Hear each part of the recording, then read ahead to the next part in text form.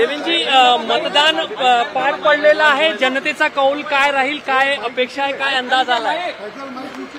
असं आहे की महाराष्ट्रामध्ये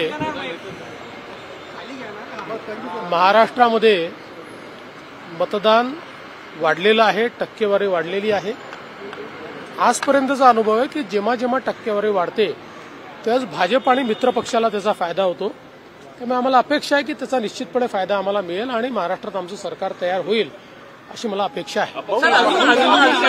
अजून आकडे आले नाही तरी असं दिसतं की महिलांची टक्केवारी जास्त वाढण्याची शक्यता आहे, असं प्राथमिक दृष्ट्या दिसतंय. कारण आम्ही पण आता बूथचे जे सर्टिफिकेट्स गोळा केलेले आहेत तर मी जवळपास 25-30 मतदारसंघांमध्ये फोनवर बोललो तर त्यांचे प्राथमिक फीडबॅक आहे की महिलांची टक्केवारी वाढली आहे.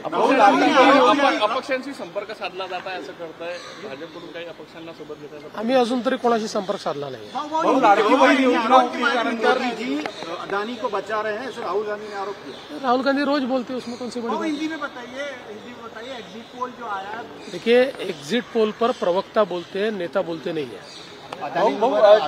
लाडकी बहीण योजना जी आहे त्याच्यामुळे हे टक्केवारी वाढत आहे असं वाटतंय का? आपला राजकीय अनुभवातून नाही, शक्यता आहे की लाडकी बहीण योजनेमुळे महिलांची टक्केवारी वाढली असण्याची शक्यता नाकारता येत.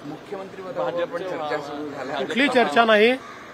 आता परवा रिझल्ट आल्यानंतर आम्ही तिन्ही पक्ष एकत्रित बसू आणि चांगला निर्णय करू. पदाधिकाऱ्यांच्या भावना आहे भाजपचा मुख्यमंत्री व्हावा. झालं ते किती वेळा तेच ते विचाराल. काय मतदानाची टक्केवारी वाढलेली आहे, याला तुमच्या दृष्टीने कुठल्या कुठल्या गोष्टी कारणीभूत असायला पाहिजे? मला असं वाटतं की साधारण मतदानाची टक्केवारी ज्या प्रकारे वाढलेली आहे हा एक थोडासा प्रो इन्कम्बन्सी फॅक्टर मला दिसतो की लोकांना सरकारच्या बद्दल थोडी आपुलकी वाटणं हा त्याचा अर्थ असतो. चला, धन्यवाद.